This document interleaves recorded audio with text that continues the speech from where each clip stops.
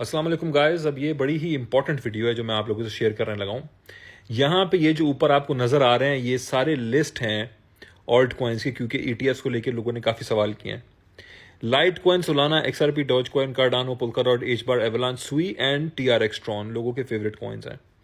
इनकी मैं क्यों बात कर रहा हूँ? क्योंकि एज पर जो ईटीएफ स्पॉट लिस्टिंग वॉचर्स हैं और एनालिस्ट्स हैं और उनके जो अप्रूवल के बोर्ड्स के साथ काम करने वाले लोग हैं और उसके अप्रूवल की सक्सेस रेशो को प्रिडिक्ट करने वाले, एनालाइज करके प्रिडिक्ट करने वाले लोग हैं, ये सक्सेस रेशो उन्होंने दिया है अप्रूवल का।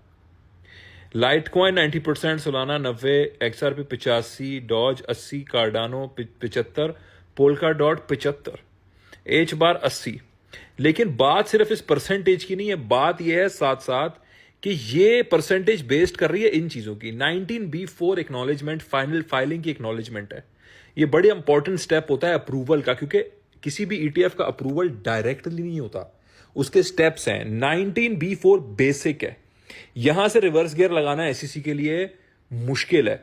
इन सबको 19B4 मिल चुका है। जो बाकी लंबी सी लिस्ट आप लोगों के साथ शेयर होती है ना, जिसमें बहुत सारे ईटीएफ्स की फाइलिंग हुई है और कि भाई वो सारे अप्रूव होंगे, जरूरी नहीं है। रिजेक्शन भी होगी बहुत सारी ईटीएफ्स की मार्केट में। ऐसा कैसे हो सकता है कि 100% जो है वो ऑल्ट कॉइन के ईटीएफ जो है वो अप्रूव हो जाए? तो ये मेजर चीज है। सबसे पहले इस लिस्ट को सिर्फ 19B4 मिला हुआ है। बाकी जो इतने सारे इवन ट्रंप, मिलानिया और विफ और WLD और पता नहीं किन किन के हुए हैं, उनमें से किसी को एक्नॉलेजमेंट नहीं मिली 19B4 की। ये मैं आपके सामने लिस्ट लाके आपको दे रहा हूं जिनको एक्नॉलेजमेंट ली हुई है। तो ये हमारे बैग्स में ना होना इस वक्त मेरे ख्याल से क्रिप्टो की दुनिया का फाइनेंशियल क्राइम हो सकता है हमारे अपने लिए। क्रिप्टो सुसाइड हो सकती है हमारे मेरे अपने पर्सनल ओपिनियन में, मेरे लिए। क्यों? क्योंकि मैं जा रहा हूं बिग मनी के फ्लो से। कौन लोग हैं इनके पीछे भाई? अगर मैं पोल्काडॉट को देखूं, ग्रे स्केल 21 शेयर और नैस्डैक के साथ फाइलिंग की हुई है। कार्डानो ग्रे स्केल, एच बार में ग्रे स्केल, एवलांच में ग्रे स्केल। आप देखें एक्सआरपी के पीछे grey scale, bitwise, Canary 21 share, कितने सारे हैं। आप ये देखें कि एक्सआरपी की लॉबी जो है ग्रे स्केल 21 शेयर वाली, वही लॉबी पोल्काडॉट भी शेयर कर रहा है, एच बार नहीं शेयर कर रहा उसको। अगर आप कार्डानो को देखें तो कार्डानो भी शेयर नहीं कर रहा, 21 शेयर्स कार्डानो के पीछे नहीं है। लेकिन जो लोग आपके एक्सआरपी के पीछे दो लोग हैं, वो सिर्फ और सिर्फ इन सारी लिस्ट में पोल्काडॉट के पीछे हैं। और एक्सआरपी पोल्काडॉट के अलावा कोई भी नहीं है जिसके पीछे ग्रे स्केल और 21 शेयर्स दोनों हों। ये सबसे बड़े नाम हैं। ग्रे स्केल और 21 शेयर्स ये सबसे बड़े नाम हैं ईटीएफ के फाइलिंग के और as an alt coins investment funds के और ईटीएफ होल्डर्स के और बैग होल्डर्स के और क्रिप्टो की ईटीएफ दुनिया और फाइनेंशियल दुनिया के अंदर बड़ा नाम रखने वाले, असर रसूख रखने वाले और लॉबीइस्ट लोग हैं। Number 2, does SEC currently view as commodity? क्या एसईसी इसको एज अ कमोडिटी देखता है? एसईसी जो है वो सुई को और ट्रॉन को एज अ कमोडिटी नहीं देखता। तो इसलिए सुई, ट्रॉन का फिर भी अप्रूवल में टाइम लग सकता है, लेकिन बाकी सबको लाइकली वो कमोडिटी देखता है। ठीक है। अच्छा, CFTC रेगुलेटेड फ्यूचर्स मौजूद हैं, इन सबके बिल्कुल रेगुलेटेड फ्यूचर्स मौजूद हैं। अब ये है डेडलाइन। पोल्काडॉट के बारे में लोग पूछते हैं, तो पोल्काडॉट की जो डेडलाइन है ना भाई, वो है जनवरी, फरवरी, मार्च, अप्रैल, मई, जून, जुलाई, अगस्त। अभी 11 अगस्त है। ठीक है। एक्सआरपी की कब है? अपना 11 कह रहा हूं, अगस्त कह रहा हूं, ये 8 नवंबर है। एक्सआरपी की है अपनी अक्टूबर की 17। तो ये जो पहला 10-10-10-10 लिखा हुआ है ये महीने हैं। अक्टूबर में है Solana, XRP, Doge, Cardano. Polkadot, HBAR है नवंबर में। लेकिन जरूरी नहीं है कि इस डेट पे ही हो, ये इससे पहले भी हो सकते हैं। तो ये चीज आप लोग समझने की कोशिश करें कि इससे पहले भी अप्रूव हो सकते हैं। ये इनके पीछे लोग हैं, ये बेवकूफ पागल नहीं है। ठीक है।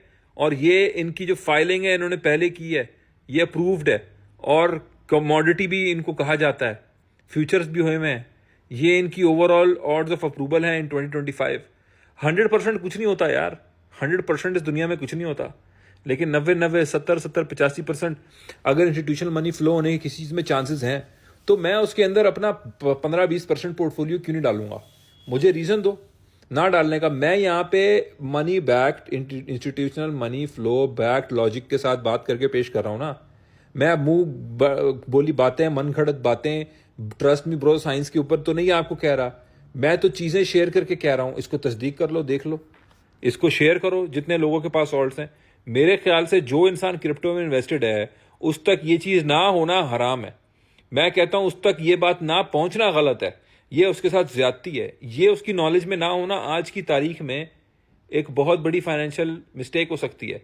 बिल्कुल उसी तरह जिस तरह बिटकॉइन की तरफ आंखें बंद करना था ना जब वो 16-20 पे था, आज इनकी तरफ आंखें बंद करना वो मिस्टेक हो सकती है। अल्लाह की ज़ात बेहतर जानती है। जो एक्चुअल फाइनेंशियल मनी फ्लो है मैं उसके हिसाब से बात करके आपके सामने चीज़ रख रहा हूँ, अपनी ख्वाहिशात नहीं रख रहा। ये पोल्का डॉट के पीछे मैं पिछले सालों से आप लोगों के साथ हूँ, आप लोगों के साथ रहा हूँ। XRP को लोग कहते थे डेड कॉइन है, मैंने बोला खरीदो खरीदो खरीदो। कार्डानो, मैंने बोला इनको रखो अपने पास।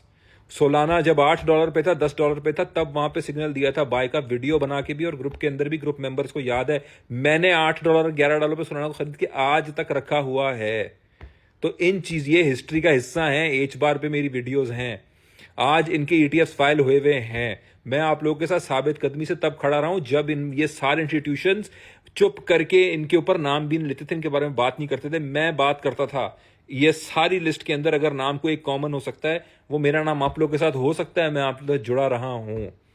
आज इस दहाने, इस मोड़, इस सीढ़ी तक हम आ चुके हैं कि यहां ये फाइलिंग मौजूद है SEC के पास।